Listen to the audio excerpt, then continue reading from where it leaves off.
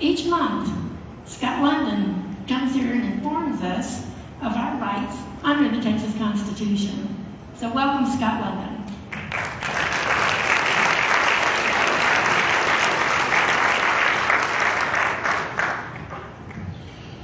I'm going to start off tonight with a little bit of a confession. So, as most of y'all may know, I retired from law enforcement in New Mexico. And, well, I thought I was a pretty smart guy. I graduated the academy with the academic award. I was top scorer when I tested for detective. I knew what I was doing, right? And it wasn't until 2011, when I was running for sheriff back in New Mexico, that I had somebody hand me this little book. And it occurred to me, I really didn't know as much as I thought I knew. If any of y'all know anybody in law enforcement, I would challenge you to ask them about when they went to the police academy. When I went to the police academy, we did have a section on constitutional law. But as I reflect back on what that class was like, well, what they taught us was, we would talk about the 4th, the 5th, the 6th, the 8th, and the 12th. And I think that's about, or maybe 14th, and that's probably about it. And really, they didn't talk that much about the Constitution, but more about case law. Now, I just said a word, and next time you hear me say that, I want you to call me on it. Did y'all catch what I said? I said case law. Now, do judges make law? No. That's the legislator's job, right? Judges issue opinions, courts issue opinions, they set precedent, but they don't make law. But that was what they told us at the police academy, is we're teaching case law as it relates to these certain pieces of the Constitution. And so, anytime I say that, I want you to call me on it, because that's not what they do. But I digress. So here I think I know the Constitution, and they've taught this case law, but we're really case precedent.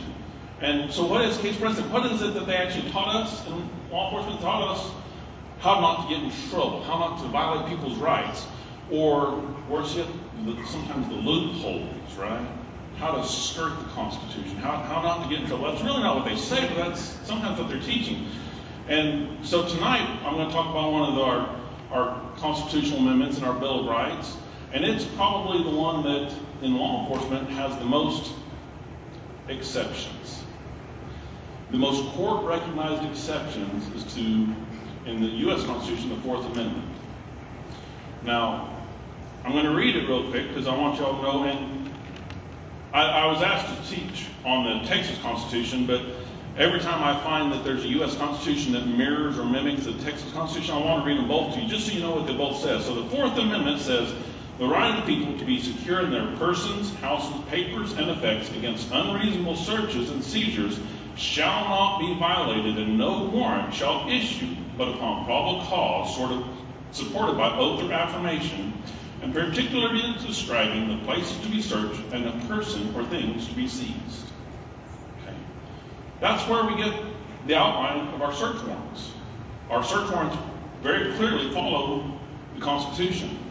Now, in the Texas Constitution, Article 1, which is our Bill of Rights, Section 9, is also searches and seizures, and says, the people shall be secure in their persons, houses, papers, and possessions from all unreasonable seizures or searches, and no warrant to search any place or to seize any person or thing shall be issued without describing them as near as may be, nor without probable cause supported by oath or affirmation. So you can see the language is very similar in both of them. And what we don't realize is how often that gets violated. Do we remember, say, 2020? How many businesses got their properties seized in place by the government with no probable cause? And right now there's talk of legislation that says if you have a financial transaction of $600, they can look at your bank account. Well, what we may not even realize has been on the books since shortly after 9/11.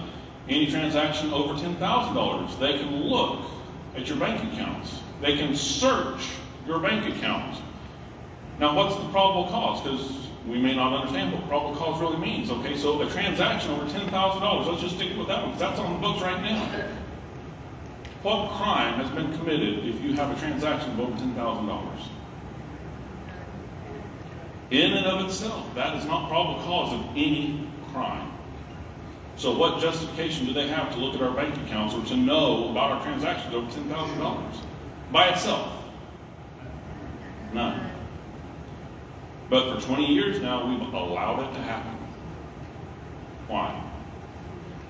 So one thing that the legislators sometimes like to do is they'll take a real worthy cause and put a really good name on it, like, I don't know, the Patriot Act. I mean, what's the name of our PAC? You said the PAC coming January is going to be what? The Patriots PAC. Who could be against something patriotic, right? It has a great name on it. But what's in the bill? And unfortunately, we let them pass legislation because it has a great shiny name that we can all get behind. So unfortunately, this month I'm not maybe as encouraging as I'd like to be, but sometimes we need the brutal truth. We have allowed our government to violate our rights because of a good cause. It's time that stops.